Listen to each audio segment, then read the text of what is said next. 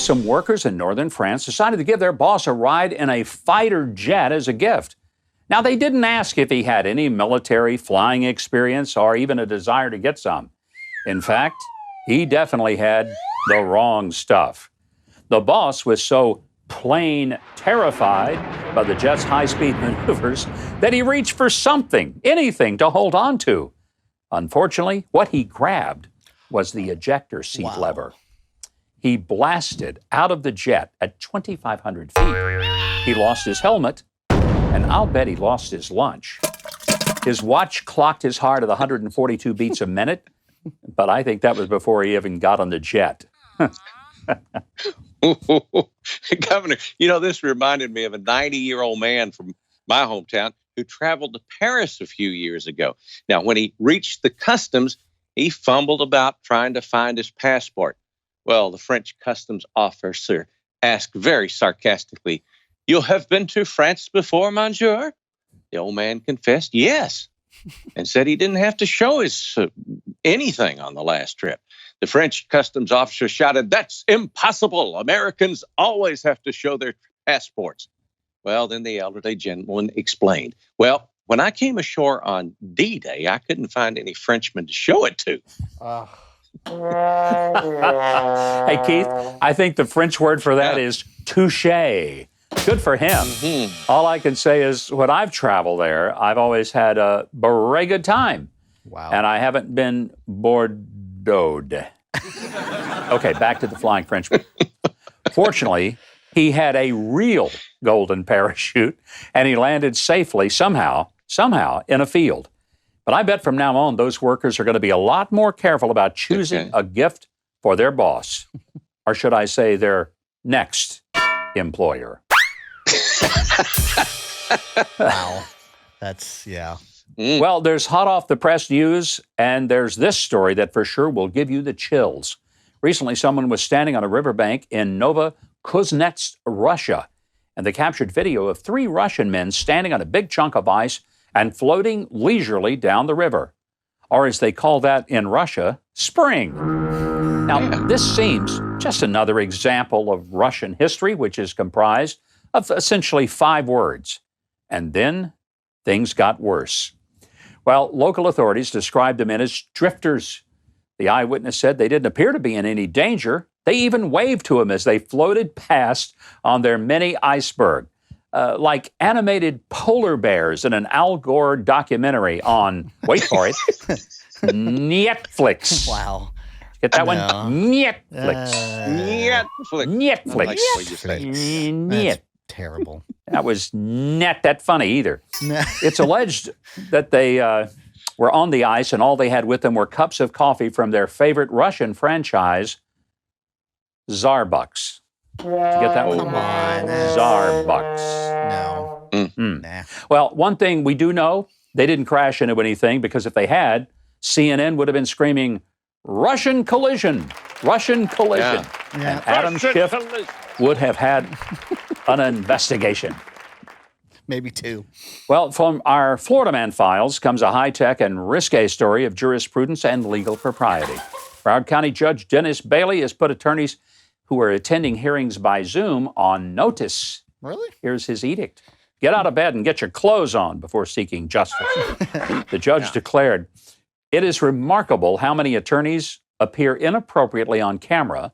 One male lawyer appeared shirtless, and one female attorney appeared still in bed under the covers. It gives a whole new meaning to the term filing your briefs in court." Wow. Now, Yes. it seems obvious to me that these attorneys just don't know the age-old rule.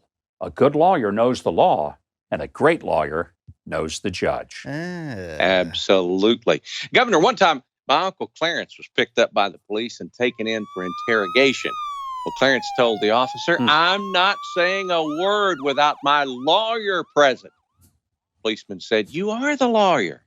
Wow. And my uncle replied, "Exactly. So where's my present?" Crickets. Hey, Keith, these lazy these lazy lawyers reminded me of some of the silliest questions I've ever heard in a courtroom. Here was one of them. How many times have you committed suicide? A real question was actually asked. Here's another. And here was another one. Was that the same nose you broke as a child? Well, anyway, Okay. since Broward County courthouses close on March 16th, over 14,000 participants have been part of Zoom hearings there. I think I'm just going to bring this story to a close by asking all those lazy lawyers a question. Do you know what a judge wears to court? A lawsuit. Hey, Gov, what Get are it? you wearing Oh, behind this camera? What do you got back there? I encourage you. Yeah. You stand Check up. under Let's the see. robe. Yeah. Yeah, always, you know. Some things we just don't know.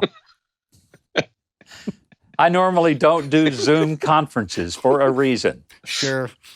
All right, Yeah, moving on right. here, because we must. A bakery in Finland was going out of business because of the coronavirus when they came up with a very creative baking idea to try and save the business. Cakes shaped like toilet paper rolls. Now, I didn't say made out of toilet paper because that would put too much Ew. fiber in people's diet. Just cakes that are shaped like toilet paper rolls. Okay. Now, bakery Okay. owner Sanna Lampinen said that business boomed when photos of her toilet paper roll cakes went Boomed. viral on social media, leading to lots of new orders. So many that she's had to hire 2 new staff just to keep up with the orders. Now, I know some of you are probably fed up with toilet paper jokes. I'm sure Keith and Trey are. Yes. But No, frankly, no. Give me more. I find them charming. I find them charming. Okay, I knew that was a bad pun. Yeah, that was Oh, not- yeah. but it That's wasn't a brand of toilet paper. Terrible. Well, Governor, I don't know why, but this story made me think of a funeral I went to recently. A funeral. Man next to me tapped the widow on the shoulder and asked, "Do you mind if I say a word?" Well, she said, "Certainly, that would be nice." So the fellow stood up and said, "Plethora," and sat back down. You know what she said? "Thanks. That means Uh, a lot." Wow. Yeah. A lot. Plethora A lot. of piñatas. Did you get that, Trey? I well, got Keith, it. that was all. Nobody got that. Unfortunately, I think we both did. No, we got it. Yeah, we did. No. We got it. Just what That was almost as bad as my puns. I said almost. By the way, this Finnish bakery story made me want to share a few pictures of some cakes that Americans order that somehow just missed out on the decoration request. Like the cake maker who takes punctuation a bit too literally. Mm. Oh, Mm-hmm. Let me think about that a minute. here's another one. The poor person who was asked what they wanted written on the cake, and they told the baker, nothing. Oh, wow. Nothing. There it is. I understand that. I mean, Wow. the baker did what the guy asked for, right? Following orders. Or the poor mom who asked for the baker to draw a little cap No. on their daughter's graduation cake.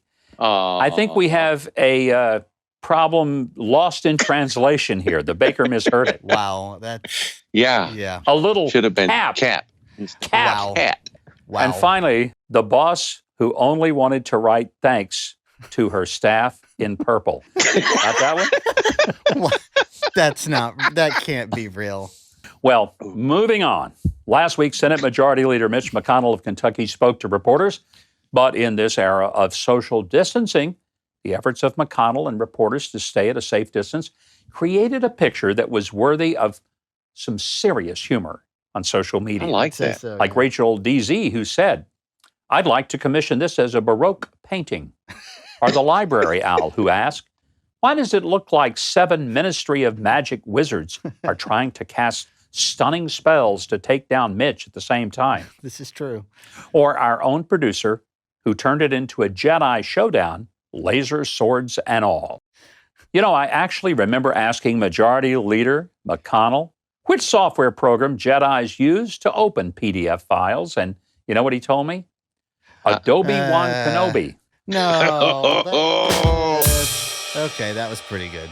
I reminded him that the only Jedi to ever become a rock star was Bon Jovi Wan Kenobi, and that's when he tossed me out of his office. That was pretty good. Little known trivia fact there. As always, we read the news so you don't have to. Now, if you want more videos like that one, hit the subscribe button below and the notification bell right next to it. And if you leave a comment, positive or negative, I'll be sure that my dog Toby sees it and responds to you in kind.